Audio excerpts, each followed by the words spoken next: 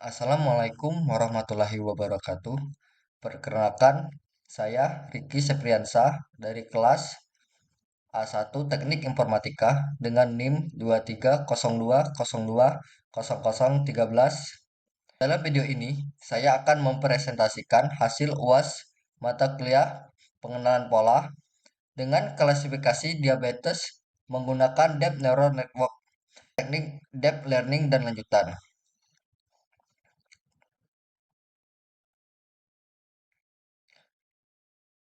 Perkembangan teknologi informasi saat ini mengalami kemajuan yang sangat pesat, khususnya dalam bidang kecerdasan buatan. Salah satu cabang penting, learning dan deep network, yang memungkinkan komputer untuk belajar dari data dan membuat keputusan secara otomatis tanpa harus diprogram secara khusus.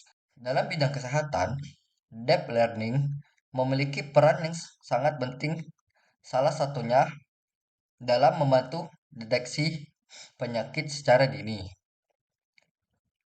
Contohnya, penyakit diabetes merupakan salah satu penyakit kronis yang jumlah penderitanya terus bertambah setiap tahunnya.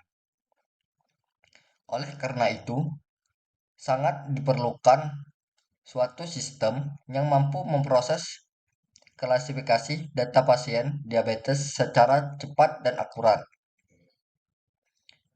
Pada presentasi ini, saya akan membahas penerapan Deep Neural Network pada teknik Deep Learning lanjutan untuk melakukan klasifikasi data diabetes menggunakan data diabetes CSP. Proses yang dibahas meliputi tahap pengolahan data, pembangunan arsitektur model DNN, proses pelatihan, hingga evaluasi performa model yang dihasilkan. Deep Neural Network adalah metode deep learning yang terdiri dari beberapa lapisan neuron, yaitu input layer, hidden layer, dan output layer. Semakin banyak hidden layer yang digunakan, semakin kompleks pola yang dapat dipelajari oleh model. DNN sangat cocok digunakan untuk permasalahan klasifikasi data numerik seperti data kesehatan di diabetes CSP. Dan di sini kita bisa melihat tampilan dataset. Dari dataset ada 5 tampilan data teratas.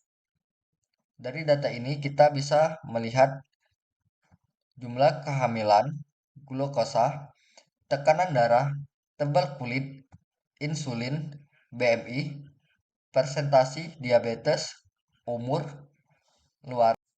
Dari data set diabetes CSP, berisi data medis pasien yang digunakan untuk menentukan apakah seseorang menderita diabetes atau tidak.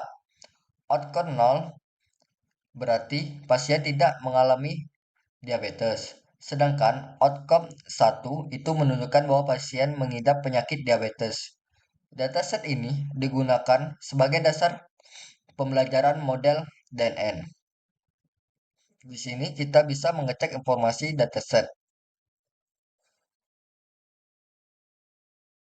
Dan kita akan lanjut ke processing data. Sebelum data diproses oleh model, dilakukan beberapa tahap. Kita akan memisahkan fitur dan label. Lambang X menunjukkan bahwa itu fitur dan lambang Y menunjukkan itu adalah label data. Normalisasi data fitur menggunakan standar scalar fitur agar semua fitur berada pada skala yang sama. Pembagian data menggunakan standar scalar itu menjadi pembagian data menjadi data latih 80% dan data uji 20%. Tahap ini bertujuan untuk meningkatkan performa dan kestabilitasan model. Kita akan masuk ke arsitektur model DNN. Model DNN dibangun menggunakan 3 hidden layer.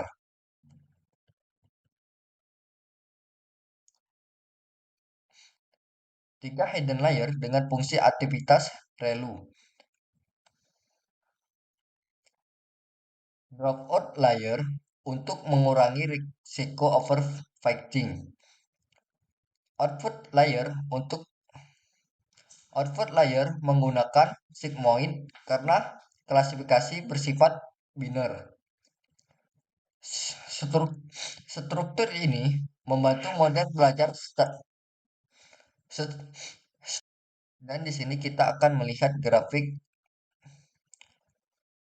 Dalam grafik model akurasi ini menunjukkan bahwa grafik akurasi menunjukkan kemampuan model dalam belajar. Sedangkan untuk grafik model loss menunjukkan tingkat kesalahan model. Selama training visualisasi, ini membantu melihat apakah model mengalami overfitting atau tidak. Dan kesimpulan dari presentasi, Deep Neural Network mampu mengklasifikasikan data diabetes dengan cukup baik. Dengan processing dan arsitektur yang tepat, model dapat memberikan hasil yang optimal dan stabil. Mungkin itu saja yang bisa saya jelaskan dalam materi presentasi UAS kali ini. Saya ucapkan